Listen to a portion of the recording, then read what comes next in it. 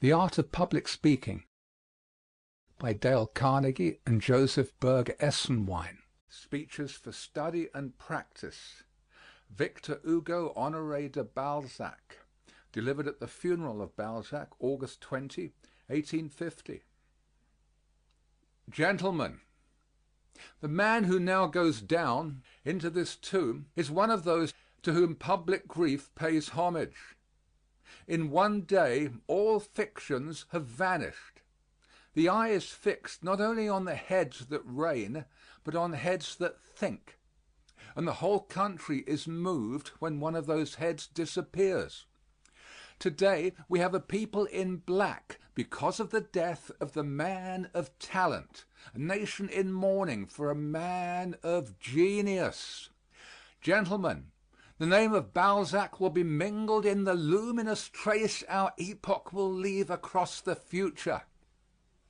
Balzac was one of that powerful generation of writers of the 19th century who came after Napoleon, as the illustrious Pleiad of the 17th century came after Richelieu. As if in the development of civilization there were a law which gives conquerors by the intellect as successors to conquerors by the sword. Balzac was one of the first among the greatest, one of the highest among the best.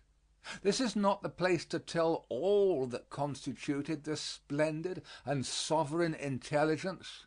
All his books form but one book, a book living, luminous, profound, where one sees coming and going and marching and moving, with I know not what of the formidable and terrible mixed with the real, all our contemporary civilization.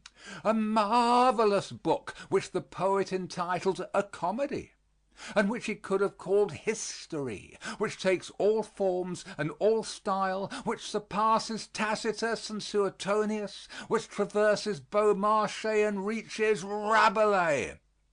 A book which realizes observation and imagination, which lavishes the true, the esoteric, the commonplace, the trivial, the material, and which at times through all realities swiftly and grandly rent away allows us all at once a glimpse of a most somber and tragic ideal. Unknown to himself, whether he wished it or not, whether he consented or not, the author of this immense and strange work is one of the strong race of revolutionist writers. Balzac goes straight to the goal. Body to body he seizes modern society. From all he wrests something. From these an illusion, from those a hope, from one a catchword, from another a mask. He ransacked vice, he dissected passion. He searched out and sounded man, soul, heart, entrails, brain, the abyss that each one has within himself.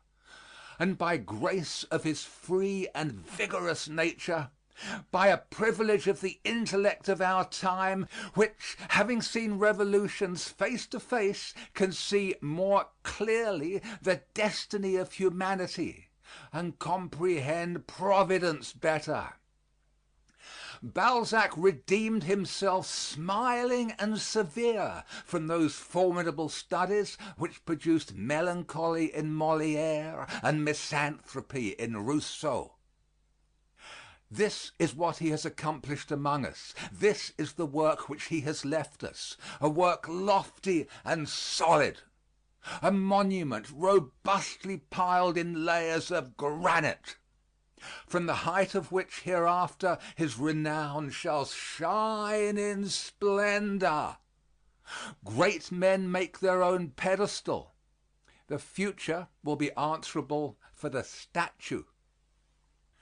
His death stupefied Paris.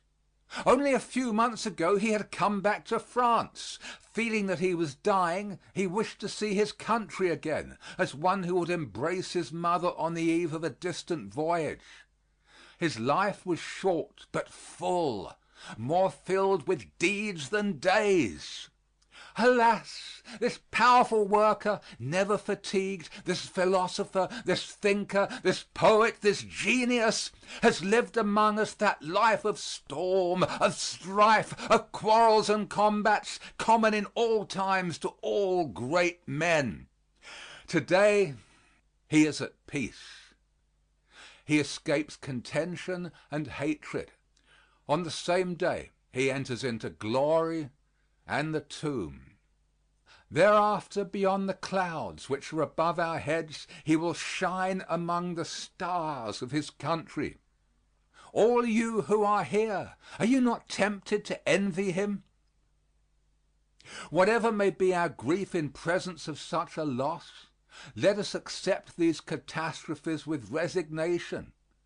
Let us accept in it whatever is distressing and severe. It is good, perhaps, it is necessary, perhaps, in an epoch like ours, that from time to time the great dead shall communicate to spirits devoured with skepticism and doubt a religious fervor. Providence knows what it does when it puts people face to face with the supreme mystery and when it gives them death to reflect on, death which is supreme equality, as it is also supreme liberty. Providence knows what it does, since it is the greatest of all instructors. There can be but austere and serious thoughts in all hearts when a sublime spirit makes its majestic entrance into another life.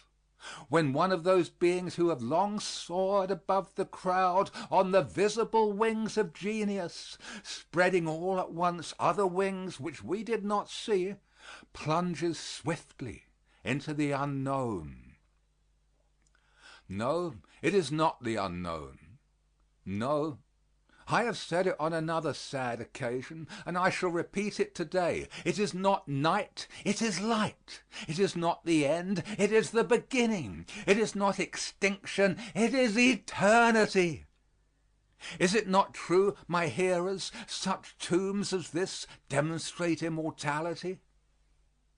In presence of the illustrious dead, we feel more distinctly the divine destiny of that intelligence which traverses the earth to suffer and purify itself, which we call man. End of section 49.